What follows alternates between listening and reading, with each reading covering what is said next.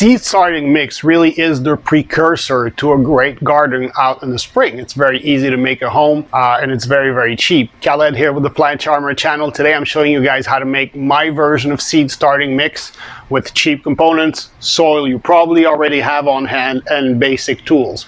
So without further ado guys, let's get into it. Alright, so what we've got here is actually a tote of regular garden soil, so that's been used for houseplants and whatnot. You can see there's small branches in there.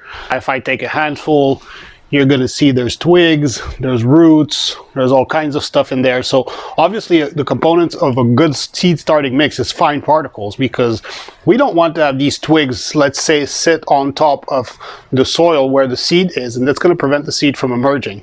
That's number one. Number two, this kind of material is not something that the roots can actually push through. So although this is pretty rotted and it actually flakes when I try to break it, it doesn't really matter because the plants can't do that. So, and this is a flexible twig. So you've got all kinds of material in there.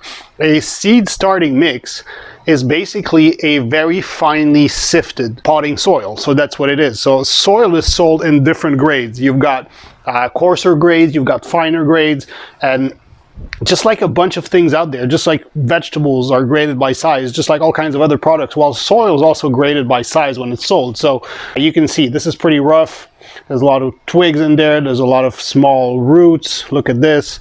So our goal here is going to be to clean this stuff in order to retain only the smaller particles. So I'm going to put that aside for now. In order for us to sift the soil, well, we need a sift. Now, there's different types of items you can use.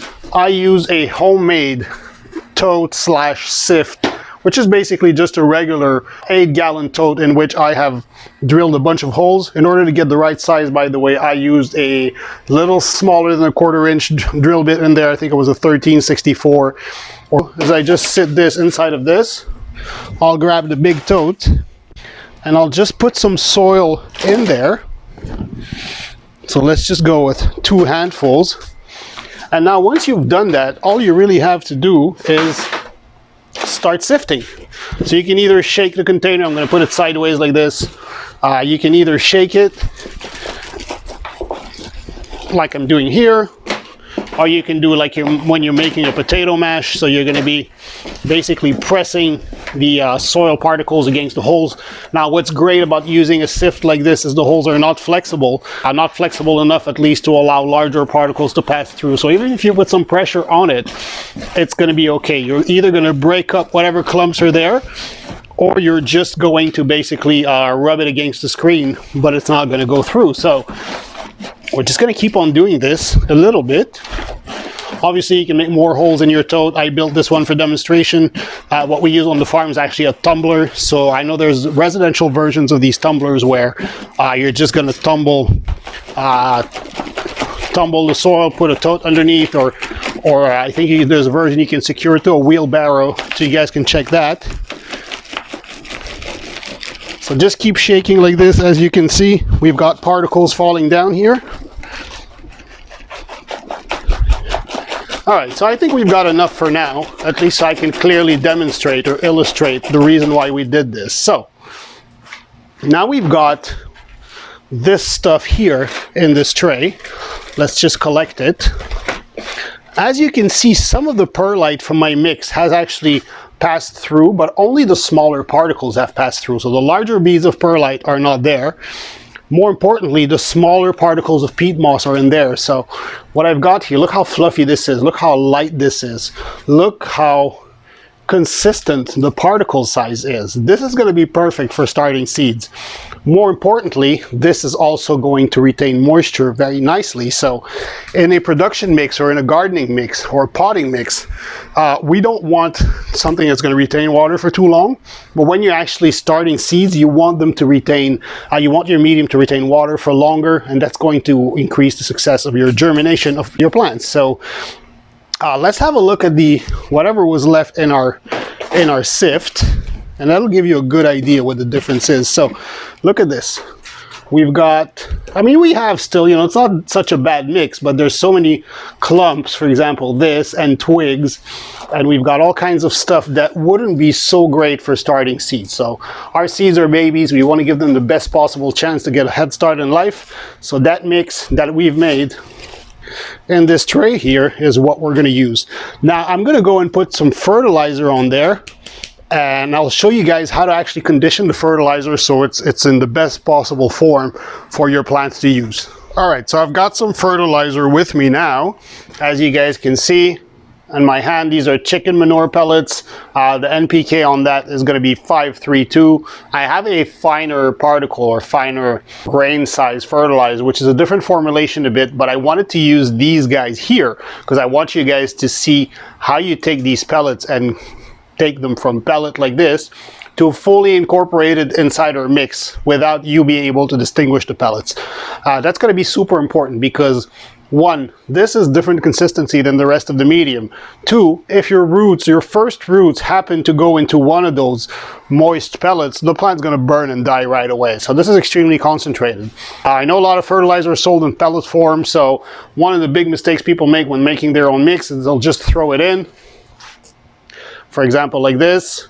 By the way, this is the quantity I would put in for this amount of mix. So if you guys want to get a good idea, I'll make another video shortly on how to properly fertilize, which quantities to use and whatnot, but really a small amount of food is what we want. We want the plant to encounter a good mineral background upon establishment. That's it. Remember, there is some energy in the cotyledons, which are the seed leaves, and inside the seed coat, so the plant's also going to use that. So what we have to do at this point with this, first of all, we're going to move the drill away because we're going to need to water this. So just mix it. It's always good to collect it in a corner when you have small quantities like this. So just make sure it's thoroughly mixed. But as you can see, we can still see the pellets in there. So see, we have one here. We have, so that's not good. What we want is to turn these pellets into a powder. So what we're going to do is we're going to water this. Just a little bit of water, and we're going to let it sit there for about 15 to 20 minutes. So we're going to come back in 20 minutes, and you guys are going to see these pellets are going to dissolve by themselves. You won't even be able to tell where they are once I mix. So 20 minutes, and we'll be right back. All right, so it's been 20 something minutes. So our pellets have soaked water nicely. Now if we actually go through the mix here, now what we're looking for is we're actually looking for pellets that have not either broken down. Essentially, if you look in the medium, all these brownish spots like this, these are pellets that have actually soaked up water. So all you have to do at this point is just mix the whole thing, and so that you've got your fertilizer pretty much mixed throughout the medium. And if you notice, we haven't come across a pellet at this point that has not broken down. So basically pellets, this is chicken manure, but even other materials are all made the same way. There's two techniques. It's either extruded or pressed. So either way, once these are in contact, I'll see that's a little bit of a pellet that is not fully broken down. But just rolling it in my fingers like this, and there's a little piece, but yeah, it's going to break down quickly. So when these basically molecules or pellets enter in contact with water, they start soaking up and they break down. So that's what we want. So we're not going to have one spot in this mix which is too much fertilizer or too concentrated, or where there's large particles or anything like that. So this is pretty much the final result.